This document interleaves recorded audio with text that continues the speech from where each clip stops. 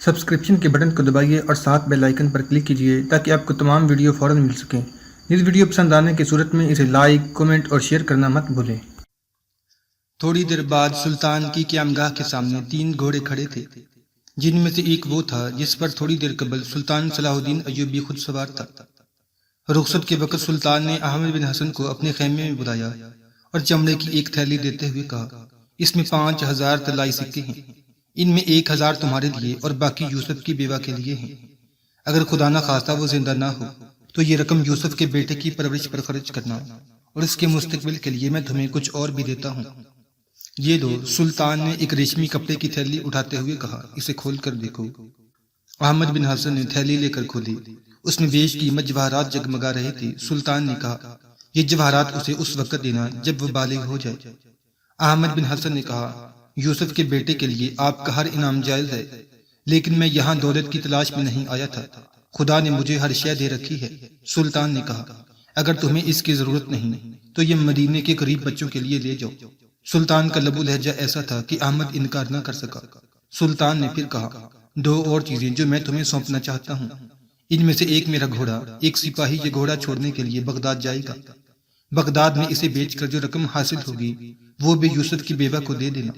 مجھے امید ہے کہ بغداد کے لوگ میرے گھوڑے کو اچھی قیمت پر خریدیں گے۔ دوسری چیز میری تلوار ہے، وہ یوسف کے بیٹے کے بڑا ہونے تک تمہارے پاس محفوظ رہے گی۔ احمد نے کہا، محسن میرے ساتھ جا رہا ہے۔ سلطان نے کہا، میں نے اسے فراموش نہیں کیا، اس کی واپسی تک مالی غنیمت میں اس کا حصہ محفوظ رہے گا، تاہم زاد راہ کے لیے میں اسے کچھ دیتا ہوں۔ سلطان نے محسن کو اندر بلا کر 500 طلائی سکے دیے، پھر دونوں سے مصافحہ کرتے ہوئے کہا، میں چاہتا ہوں کہ بغداد میں یروشلم کی فتح کی خبر سننے والے یوسف کی بیوی ہو۔ خدا حافظ۔ چند ہفتوں کے بعد بغداد پہنچ کر احمد بن حسن کو معلوم ہوا کہ یوسف کی بیوی یروشلم کی فتح سے 4 دن پہلے ہی دائل اجل کو لبیک کہہ چکی تھی، اور محسن کی بیوی اس کے بچے کو اپنے گھر لے گئی تھی۔ احمد بن حسن نے گھر پہنچتے ہی بچے کو دیکھنے کی خواہش ظاہر کی، اور جب محسن نے 2.5 سال کا ایک خوبصورت بچہ لا کر اس کی گود میں دیا تو اس کا دل بھر آیا۔ احمد بن حسن اس کے سر پر پیار اور شفقت سے ہاتھ پھیرنے لگا۔ بچے نے ہاتھ بڑھا کر اس کی ناک پکڑی اور کہا، غازی، ابا غازی۔ احمد نے سینے سے بھیج کر آنکھوں میں آنسو بھرتے ہوئے کہا، بیٹا، ابا شہید کہو۔ ابا۔ بچہ غور سے احمد کی طرف دیکھنے لگا۔ ابا شہید۔ احمد نے اس کی پیشانی پر بوسہ دیتے ہوئے کہا، ابا شہید۔ بچہ یہ کہتے ہوئے اس کی گود میں اچھلنے لگا۔ شام تک بغداد میں صلاح الدین ایوبی کے گھوڑے کا چرچا ہو چکا تھا۔ بغداد کے امراء میں سے ہر ایک اسے اپنے استبل کی زینت بنانے کے لیے بے قرار تھا، اور ان میں سے اکثریت ایسے لوگوں کی تھی جو گھوڑے پر چڑھنے سے زیادہ اسے سنوارنا جانتے تھے۔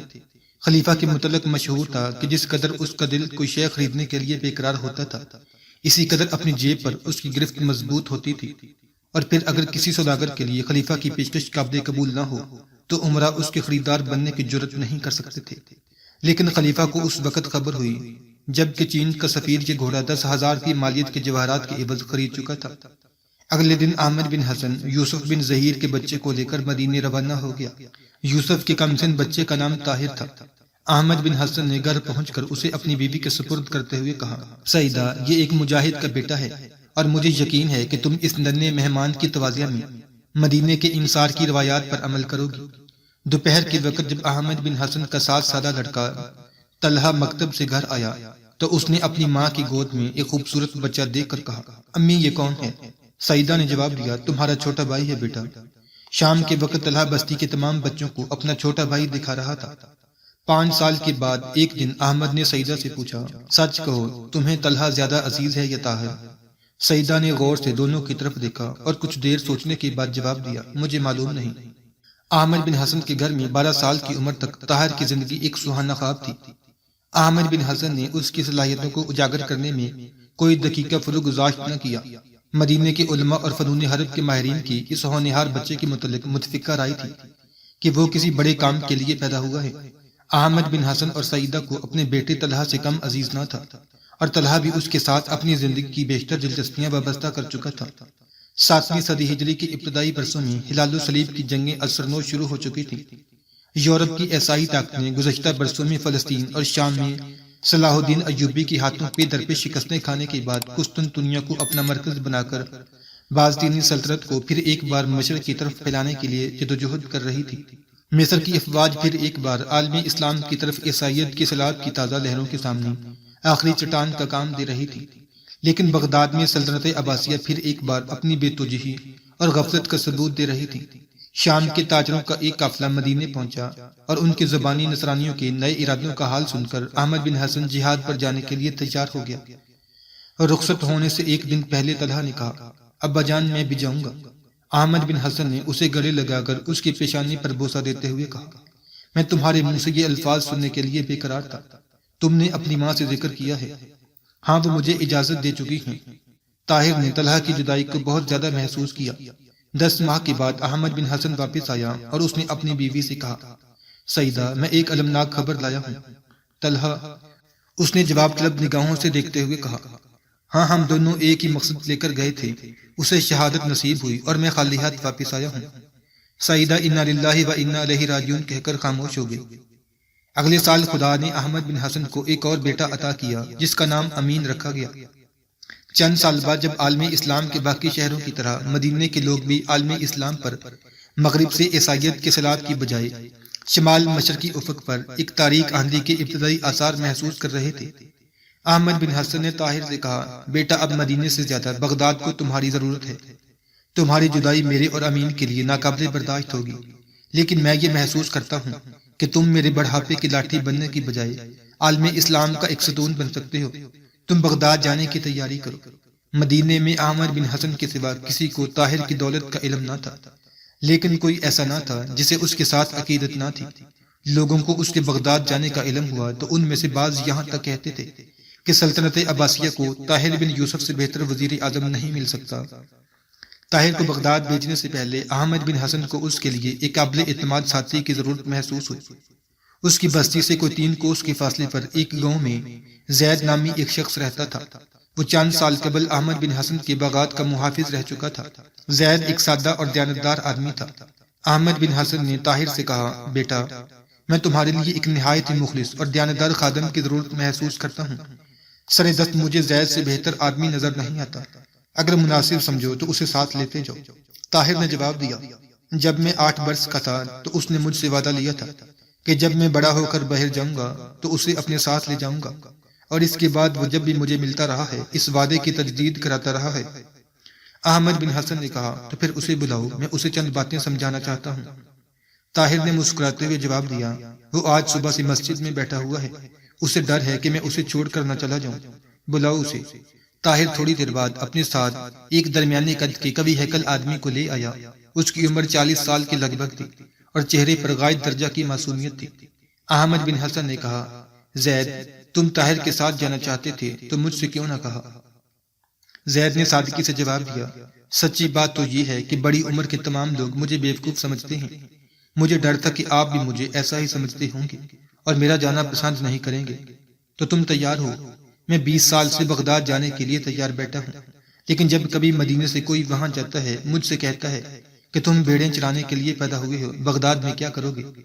احمد بن حسن نے جواب دیا، لیکن میں تمہیں یقین دلاتا ہوں کہ بغداد میں تمہاری ضرورت ہے۔ دیکھیے مجھ سے مذاق نہ کیجیے، میں غریب صحیح لیکن اپنے سینے میں دل ضرور رکھتا ہوں۔ اگر آپ مجھے طاہر کے ساتھ نہیں بھیجنا چاہتے تو صاف کہہ دیجیے، میں جانتا ہوں کہ میں ایک بیکار آدمی ہوں۔ احمد بن حسن نے ہنستے ہوئے طاہر سے کہا، بیٹا اسے کوئی تکلیف نہ ہو، اور پھر زید سے مخاطب ہوتے ہوئے کہا، زید طاہر پرسوں یہاں سے روانہ ہوگا، تم تیار ہو کر پہنچ جانا، میں وعدہ کرتا ہوں کہ یہ تمہیں ساتھ لے جائے گا۔ طاہر نے کہا، اس کی بستی میرے راستے میں ہے، میں اسے ساتھ لیتا جاؤں گا، اسے یہاں آنے کی ضرورت نہیں۔ زید نے کہا، میری بھی یہی خواہش تھی، میری بستی کے لوگ انہیں دیکھنا چاہتے ہیں۔ میں نے انہیں بتایا ہے کہ ان کی والد کو سلطان صلاح الدین ایوبی نے اپنی تلوار اور گھوڑا انعام دیا تھا۔ ایک بات اور بھی ہے، ان میں یہ کوئی نہیں مانتا کہ میں بغداد جا رہا ہوں، وہ یہ کہتے ہیں کہ میں چند دن ادھر ادھر رہ کر واپس آ جاؤں گا۔ اگر یہ وہاں سے گزریں گے تو کم از کم میں ان کو شرمندہ ضرور کر سکوں گا۔ احمد بن حسن نے کہا، اچھا جاؤ، طاہر پرسوں صبح تمہاری بستی میں پہنچ جائے گا، اب تمہیں یہاں پہرا دینے کی ضرورت نہیں ہے، میرے وعدے پر اعتبار کرو۔ آپ کا وعدہ؟ میں سچ کہتا ہوں کہ اگر آپ مجھے آسمان پر پہنچا دینے کا وعدہ کریں تو بھی یقین کر لوں گا۔ احمد بن حسن نے زید کو گھوڑا اور سفر کی دیگر ضروریات خریدنے کے لیے ایک معقول رقم دے کر رخصت کیا۔ احمد بن حسن نے رخصت ہو کر طاہر سے زید کی بستی کا رخ کیا۔ زید بستی سے باہر درختوں کے سائے میں بیٹھا اس کا انتظار کر رہا تھا۔ اس کے ارد گرد بستی کے چند بچے جمع تھے۔ ایک گھوڑا درخت سے بندھا ہوا تھا اور زید جنگ کے تمام ضروری اور غیر ضروری سامان سے لیس تھا۔ اس کا فربا جسم تنگ ذرا میں بہت بری طرح کسا ہوا تھا اور خون کے دباؤ کی وجہ سے اس کا چہرہ سرخ ہو رہا تھا۔ اس کے دونوں ہاتھوں کو مصروف رکھنے کے لیے نیزہ اور ڈھال کافی تھے۔ پیٹ پر اس نے 2 ترکش باندھ رکھے تھے۔ کمر میں تلوار اور 2 خنجر لٹک رہے تھے۔ کمان، کمند اور خوراک کا تھیلا اس نے گھوڑے کی زین کے ساتھ باندھ رکھا تھا۔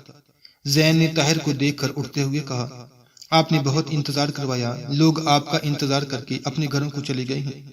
طاہر نے کہا، آپ گھوڑے پر سوار ہو جاؤ، دیر ہو رہی ہے۔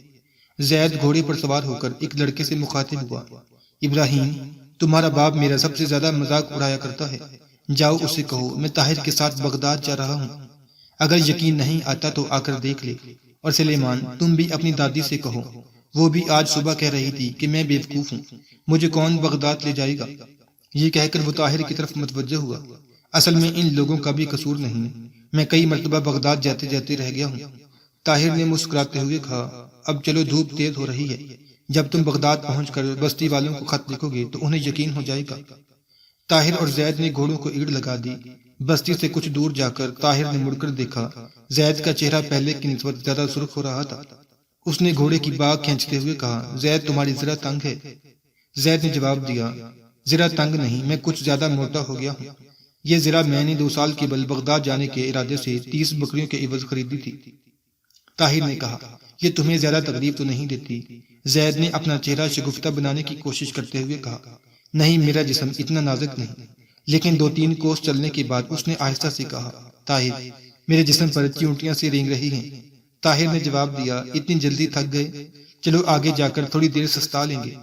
طاہر، زید نے تھوڑی دیر بعد کہا، میرا جسم گھٹ رہا ہے۔ طاہر نے حد نگاہ پر درختوں کی ایک جھنڈ کی طرف اشارہ کرتے ہوئے کہا، چلو اس نخلستان میں اتریں گے، وہاں پانی بھی ہے، دوپہر وہیں گزاریں گے۔ زید کی قوت برداشت جواب دے چکی تھی۔ اس نے تیسری بار گھوڑا روکا اور چلا کر کہا، طاہر ٹھہرو، میں قریب المرگ ہوں۔ اور وہ طاہر کے جواب کا انتظار کیے بغیر گھوڑے سے کود کر تپتی ریت پر بیٹھ گیا۔ طاہر نے ہنستے ہوئے کہا، تم تو کہتے تھے کہ تمہارا جسم اتنا نازک نہیں۔ زید نے دانت پیس پیس کر ضلع کو اتارنے کی ناکام کوشش کرتے ہوئے کہا، یہ نہیں اترتی، خدا کے لیے میری مدد کرو، مجھے ایسا محسوس ہوتا ہے کہ ہزاروں بچھو مجھے ڈنگ مار رہے ہیں۔ طاہر نے گھوڑے سے اتر کر بڑی مشکل سے اس کی ذرا اتاری۔ زید نے کہا، خدا تمہیں جزا دے، مجھے امید نہ تھی کہ یہ اترے گی۔ آج صبح 3 آدمیوں نے اسے بڑی مشکل سے میرے جسم پر کسا تھا۔ طاہر نے کہا، ذرا اچھی ہے، لیکن تمہیں ذرا تنگ ہے۔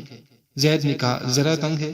آپ یہ کیوں نہیں کہتے کہ ایک بیوقوف ہاتھی نے چوہے کے پنجرے میں گھسنے کی سزا پائی ہے؟ طاہر نے کہا، اچھا اسے اٹھا لو، میں بغداد پہنچ کر تمہیں بہت اچھی زرہ لے دوں گا، یہ کسی اور کو دے دیں گے۔ زید نے دونوں ہاتھوں سے ریت کا گڑھا کھودتے ہوئے کہا، میں اسے یہیں دفن کرتا ہوں، میں سمجھوں گا کہ میری 30 بکریاں بیماری سے مر گئیں اور نئی زرہ کی مجھے قطن خواہش نہیں۔ میں اس آہنی شکنجے میں پھنس کر دم توڑنے کی بجائے ننگے سینے پر تیر کھا لوں گا۔ زید زرہ کے لیے قبر کھود چکا تھا، لیکن طاہر کے سمجھانے پر وہ اسے اپنے گھوڑے کے توبڑے میں ڈال کر ساتھ لے جانے پر رضامند ہو گیا۔ گزشتہ 5 صدیوں میں خلفائے بنو عباس کی پرامن تعمیر نے بغداد کو ایک شہر کا خواب بنا دیا تھا۔ دریائے دجلہ اسے 2 حصوں میں تقسیم کرتا تھا اور دونوں کناروں کی آبادیوں میں سڑکوں اور نہروں کے جال بچھائے ہوئے تھے۔ بغداد کے محلات اور مکانات گزشتہ 500 برس کے فن تعمیر کے ارتقاء کی داستان بیان کرتے تھے۔ دنیا بھر کے بہترین باغبانوں نے اس کی مٹی میں جنت کے حسین ترین تصورات زندہ کر دیے تھے۔ 20 لاکھ انسانوں کی یہ بستی خوبصورتی، دل فریبی اور رانائی کے لحاظ سے دنیا کی بہترین شہر تھی۔ لیکن بغداد کی تعمیر کے ساتھ ہی بغداد کے باشندوں کا زوال شروع ہو چکا تھا۔ اسلام کا وہ تمدن جس نے صحرائے عرب کی تند و تیز لیکن صحت بخش ہواؤں میں پرورش پائی تھی، اب اس عجمی گہوارے میں سو رہا تھا۔ درباری خلافت میں عربوں کا وہ اثر و رسوخ جو خلیفہ مامون کے زمانے سے کم ہونا شروع ہو چکا تھا، اب قریباً ناپید ہو چکا تھا۔ تاہم حکومت کے ایوانوں سے باہر بغداد کے علمی مراکز میں عربوں کی اہمیت کسی طرح کم نہ ہو سکی۔ انہوں نے ریاضیات، تاریخ، جغرافیہ، کیمیا، طب، جراحت، طبیعیات کے علوم و فنون میں نام پیدا کیا، گرامر، ادب اور لسانیات پر کتابیں لکھیں۔ لیکن بغداد کے کانے اور آرام پسند باشندوں نے ان علوم کو اپنی تعمیر نو کا ذریعہ بنانے کی بجائے دماغی عیاشی کا بہانہ بنا لیا تھا۔ ایران، ترکستان، شام اور دور دراز ممالک سے فنون لطیفہ کے استاد بغداد پہنچ جاتے اور بغداد کے عمرہ ان کی سرپرستی کرتے۔ بغداد میں سینکڑوں لائبریریاں کتابوں سے بھری پڑی تھی۔ ان کتابوں کو پرکھنے کے لیے بہترین نکات تھے، لیکن پڑھ کر ان پر عمل کرنے والے بہت کم تھے۔ اجمی عمرا کی محفلوں میں قرآن اور حدیث کی جگہ شاعری اور موسیقی نے لے لی تھی۔ خلیفہ کے دربار میں بعض اوقات ایک سیدھے سادے عالم دین کی بجائے ایک ہنسانے والے نقال کو زیادہ اہمیت دی جاتی تھی، اور براہ راست خدا اور رسول صلی اللہ علیہ وسلم کا حکم سنانے والوں کی بجائے خلیفہ کی ذاتی ببرکات کو اہم ترین فرائض کی بجا آوری سے مستثنی قرار دینے کے لیے تعویلیں پیش کرنے والوں کو الطاف شاہانہ کا مستحق قرار دیا جاتا تھا۔ شہر کے عین وسط میں قصر خلد کے نام سے ایک شاندار عمارت تھی جس میں عباسی خلفاء رہتے تھے، اور اس عمارت کے ارد گرد امیروں اور وزیروں کے محلات تھے۔ اونچے طبقے کے علماء کے لیے بھی ان محلات تک پہنچنے کے دروازے کھلے تھے، اور یہ اس وقت تک کھلے رہتے تھے جب تک کہ ان کے نظریات خلیفہ کے سیاسی مسلک سے ٹکراتے نہیں تھے۔ قصر خلد سے دور شہر کے ایک سرے پر دریا کے کنارے ایک وسیع قید خانہ تھا، اور اس قید خانے کی سب سے زیادہ تنگ و تاریک کوٹھریاں ان جلیل القدر علماء اور اکابرین سلطنت کے لیے وقف تھی، جو فتویٰ دیتے وقت عباسی خلفاء کے جذبات کا لحاظ نہ کرتے تھے یا جو انہیں اسلام کی کسوٹی پر پرکھنے کی جرات کرتے تھے۔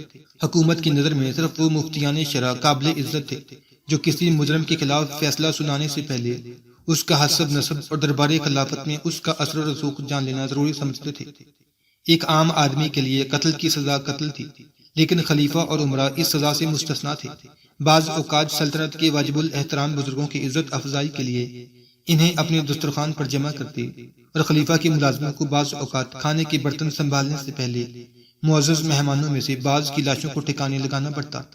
دور انحطاط کے عباسی خلفاء اپنے مخالفین کو زہر سے ہلاک کرنے کے فن میں کمال حاصل کر چکے تھے، اور ایسے زہر بھی دریافت ہو چکے تھے جن کا اثر کھانے والا چند دن کے بعد محسوس کرتا۔